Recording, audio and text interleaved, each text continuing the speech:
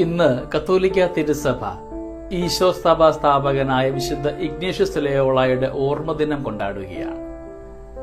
നമ്മൾ ഈ തിരുനാളിന്റെ ഭാഗമാകുമ്പോൾ ഈ പുണ്യവാന്റെ ഒരു വലിയ വചനം നമ്മുടെ ജീവിതത്തിന്റെ ഭാഗമാക്കുന്നത് നല്ലതായിരിക്കും. വിശുദ്ധൻ ഇങ്ങനെയാണ് ധ്യാനിച്ചത്: അവനൊരു പുണ്യവാനും അവൾക്കൊരു പുണ്യവതിയുമാകാമെങ്കിൽ എനിക്ക് എന്തുകൊണ്ട് ഒരു പുണ്യവാനായിക്കൂടാ?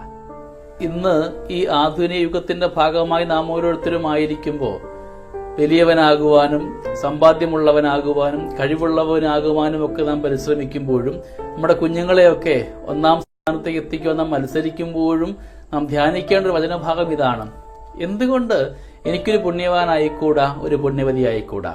നമ്മുടെ മക്കളെയൊക്കെ വലിയ വലിയ സ്ഥാനങ്ങളിലേക്ക് അയറ്റാൻ നമ്മൾ ആഗ്രഹിക്കുമ്പോൾ ഇതുകൂടെ കൊടുക്കുവാൻ എത്ര മാതാപിതാക്കൾക്ക് സാധ്യമാകുന്നുണ്ട്? നമ്മളിന്ന് നമ്മുടെ മക്കളെയൊക്കെ ഒരുപാട് നന്മയിൽ വളർത്താൻ ആഗ്രഹിക്കുന്നുണ്ട്. A+ വാങ്ങിച്ചുകൊണ്ട് എല്ലായിടത്തും ഒന്നാമനായി വലിയ വലിയ സ്ഥാനങ്ങൾ കരസ്ഥമാക്കുവാൻ വേണ്ടി മക്കളെ പരിശീലിപ്പിക്കുമ്പോൾ എത്ര മാതാപിതാക്കൾക്ക് പറയുവാൻ സാധിക്കുന്നുണ്ട്: ഞാൻ പ്രാർത്ഥിക്കുന്നത് എൻ്റെ മകൻ ഒരു പുണ്യവാനായി തീരണമെന്നാണ്, എൻ്റെ മകൾ ഒരു പുണ്യവതിയായി തീരണമെന്നാണെന്ന്. നമുക്ക് ഒരുപാട് കർമ്മങ്ങൾ ചെയ്തു കൂട്ടാറുണ്ട്. പക്ഷെ നമുക്കറിയാം, ദൈവികമായ കാര്യത്തോടടുക്കുമ്പോൾ നാം എല്ലാവരും പിന്നോട്ട് മാറുകയാണ്. പ്രിയപ്പെട്ട മാതാപിതാക്കളെ നമുക്ക് ധ്യാനിക്കുന്നത് നല്ലതാണ്. ഞായറാഴ്ച പോലും നമ്മുടെ കുഞ്ഞുങ്ങളെ മതബോധനത്തിന് വിടാൻ സാധ്യമാകാതെ അതിലും പ്രാധാന്യമായിട്ട് നമുക്ക് മക്കളെ പഠിപ്പിക്കുന്നത് ട്യൂഷന് പോകണമെന്നും പരീക്ഷയ്ക്ക് പോകണമെന്നും ഒക്കെയല്ലേ? നമ്മുടെ കുടുംബത്തിൽ അനുഗ്രഹം ഉണ്ടാകുവാനായിട്ട് നമുക്ക് ദൈവത്തോട് കൂടെയാവാം. ഓരോ തിരുനാളും നമ്മൾ ആഘോഷിക്കുമ്പോഴും നടത്തുമ്പോഴും ആ പുണ്യവാന്റെ ജീവിത ശൈലികളെയൊക്കെ സ്വായത്തകമാക്കുവാൻ പരിശ്രമിക്കുമ്പോഴാണ് അത് നമുക്ക് അനുഗ്രഹമായിട്ട് മാറുക. ഈശോ സഭയിലെ എല്ലാ വൈദികരെയും ഓർത്ത് പ്രാർത്ഥിക്കാം. ഈ ദിനം അനുഗ്രഹമാക്കുവാൻ ദൈവികമായ കൃപ നമ്മുടെ കൂടെ ഉണ്ടാവണമേ എന്ന് നമുക്ക് ആഗ്രഹിച്ച് പ്രാർത്ഥിക്കുകയും ചെയ്യാം. ഇന്ന് ജൂലൈ മാസം 31-ാം തീയതി വിശുദ്ധ ഇഗ്നേഷ്യസ് ലയോളായുടെ ഓർമ്മ തിരുനാൾ സഭ ഇന്ന് കൊണ്ടാടുന്നു. സ്പെയിനിൽ പിറണീസ് പർവ്വതത്തിന്റെ പാർശ്വത്തിൽ ലയോള എന്ന മാളികയിൽ കുലീന മാതാപിതാക്കന്മാരിൽ നിന്ന് ഇനീഗോ അഥവാ ഇഗ്നേഷ്യസ് ജനിച്ചു. ചെറുപ്പത്തിൽ ഒരു ഉയർന്ന ഉദ്യോഗസ്ഥനുള്ള ശിക്ഷണമാണ് ഫെർഡിനാൻഡ് 5-ാമൻ രാജാവിന്റെ കൊട്ടാരത്തിൽ ലഭിച്ചത്. പംഫലോണിയ യുദ്ധത്തിൽ വെടിയുണ്ട തറച്ച് 2 കാലുകൾക്ക് മുറിവേറ്റു.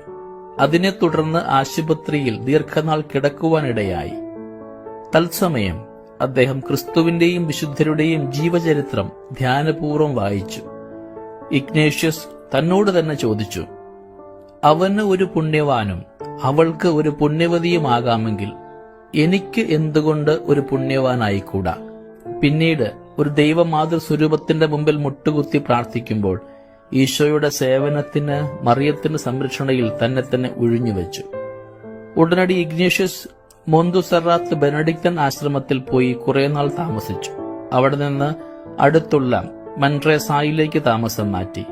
അവിടെ ഒരു ഡൊമിനിക്കൻ ആശ്രമവും ഒരു ആശുപത്രിയും ഉണ്ടായിരുന്നു. പ്രാർത്ഥനയും പ്രായശ്ചിത്തവും ഉപവാസവുമായി അവിടെ 1 വർഷം താമസിച്ചു. അവിടെ വെച്ചാണ് ആധ്യാത്മിക അഭ്യാസങ്ങൾ എന്ന ഗ്രന്ഥം എഴുതിയത്. അവസാനം അദ്ദേഹം വിശുദ്ധ സ്ഥലങ്ങൾ സന്ദർശിച്ചു. എന്നാൽ മുഹമ്മദീയരുടെ എതിർപ്പ് നിമിത്തം മതിയാകുവോളം അവിടെ താമസിക്കുവാൻ കഴിഞ്ഞില്ല. അടുത്ത 11 വർഷം പല സർവകലാശാലകളിലും താമസിച്ച് പഠിച്ചു. 2 പ്രാവശ്യം അദ്ദേഹത്തെ പാഷണ്ഡിയിൽ സംശയിച്ച് ജയിലിലടച്ചു. 1534-ൽ 33-ാമത്തെ വയസ്സിൽ ഇഗ്നേഷ്യസും ഫ്രാൻസിസ് സേവ്യറും ഉൾപ്പെടെ 7 പേർ ദാരിദ്ര്യത്തിലും കന്യാവ്രതത്തിലും അനുസരണത്തിലും ജീവിക്കുവാൻ വ്രതമെടുത്തു. മാത്രമല്ല, മാർപ്പാപ്പ നിയോഗിക്കുന്നിടങ്ങളിൽ ജോലി ചെയ്യുവാനും അവർ നിശ്ചയിച്ചു. 1538-ൽ പുതിയ സഭയ്ക്ക് 3-ാം പൗലോസ് മാർപ്പാപ്പ അംഗീകാരം നൽകി. ഇഗ്നേഷ്യസ് ആയിരുന്നു ആദ്യ സുപ്പീരിയർ ജനറൽ. അംഗങ്ങൾ പലരും മിഷനിലേക്ക് പോയപ്പോൾ ഇഗ്നേഷ്യസ് റോമയിൽ താമസിച്ച് താൻ സ്ഥാപിച്ച ഈശോ സഭയെ ശക്തിപ്പെടുത്തുവാൻ തുടങ്ങി. അദ്ദേഹം റോമൻ കോളേജ് സ്ഥാപിച്ചു. ഇഗ്നേഷ്യസ് മരിക്കുമ്പോൾ സഭയ്ക്ക് 100 ഭവനങ്ങളും 1000 അംഗങ്ങളും ഉണ്ടായിരുന്നു. പ്രൊട്ടസ്റ്റന്റ് വിപ്ലവകാലത്ത് കുരുത്ത ഈശോ സഭയ്ക്ക് പ്രൊട്ടസ്റ്റന്റുകാരുടെ മാനസാന്തരത്തിനു വേണ്ടി പ്രവർത്തിക്കുകയായിരുന്നു ഒരു പ്രധാന ലക്ഷ്യം. അന്ന് തന്റെ അനുയായികൾക്ക് ഇഗ്നേഷ്യസ് നൽകിയ ഉപദേശം ഇന്ന് ഓർമ്മിക്കേണ്ടതാണ്. പാഷണ്ഡികൾ സന്നിഹിതരായിരിക്കുമ്പോൾ നിത്യസത്യങ്ങൾ പ്രതിപാദിക്കുക സൂക്ഷിച്ചു വേണം. ഉപവിയുടെയും ക്രിസ്തീയ ആത്മനിയന്ത്രണത്തിന്റെയും മാതൃക അവർക്ക് കാണുവാൻ സാധിക്കണം. കഠിന പദങ്ങൾ ഉപയോഗിക്കരുത്. യാതൊരു പുച്ഛവും പ്രകാശിപ്പിക്കരുത്. 1556 ജൂലൈ 31 വിശുദ്ധൻ ദിവംഗതനായി. 1622 മാർച്ച് 12 വിശുദ്ധനായി പ്രഖ്യാപിക്കപ്പെട്ടു. 1922 അദ്ദേഹത്തെ ആധ്യാത്മിക അഭ്യാസങ്ങളുടെയും ധ്യാനങ്ങളുടെയും മധ്യസ്ഥനായി പിയൂസ് 9 മാർപ്പാപ്പ പ്രഖ്യാപിച്ചു. മിശിഹായുടെ ദിവ്യാത്മാവെ, എന്നെ ശുദ്ധീകരിക്കണമേ. എന്റെ കർത്താവെ, എന്റെ സ്വാതന്ത്ര്യം മുഴുവനും അങ്ങെടുത്തുകൊള്ളുക തുടങ്ങിയ പ്രാർത്ഥനകൾ വിശുദ്ധ ഇഗ്നേഷ്യസിന്റെ ആത്മീയ തീഷ്ണതയ്ക്ക് തെളിവാണ്. ദൈവത്തിന്റെ ഉപരിമഹത്വത്തിന് എന്ന വിശുദ്ധ ഇഗ്നേഷ്യസിന്റെ മുദ്രാവാക്യം എല്ലാവരുടെയും മുദ്രാവാക്യമായിരിക്കേണ്ടതാണ്.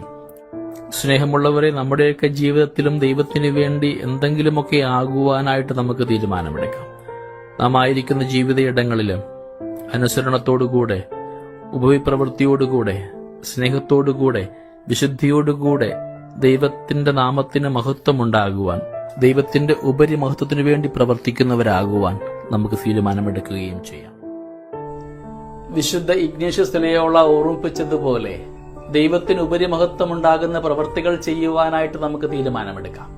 നാമൊക്കെ ആയിരിക്കുന്ന ഇടങ്ങളിൽ നമ്മുടെ ഓരോ ചെയ്തികളിലും ദൈവനാമത്തിന് മഹത്വമുണ്ടാകുന്ന കർമ്മങ്ങൾ ചെയ്യുവാൻ നമ്മളെ യോഗ്യരാക്കണമേ എന്ന് പ്രാർത്ഥിക്കുകയും ചെയ്യാം. ദൈവം നമ്മളെല്ലാവരെയും സമൃദ്ധമായി അനുഗ്രഹിക്കട്ടെ. നമ്മുടെ കർത്താവ് ഈശോ മിശിഹായുടെ കൃപയും പിതാവായ ദൈവത്തിന്റെ സ്നേഹവും പരിശുദ്ധാത്മാവിന്റെ സഹവാസവും നമ്മുടെ കൂടെ എന്നും ഉണ്ടായിരിക്കട്ടെ, ഇപ്പോഴും എപ്പോഴും എന്നേക്കും. ആമേൻ.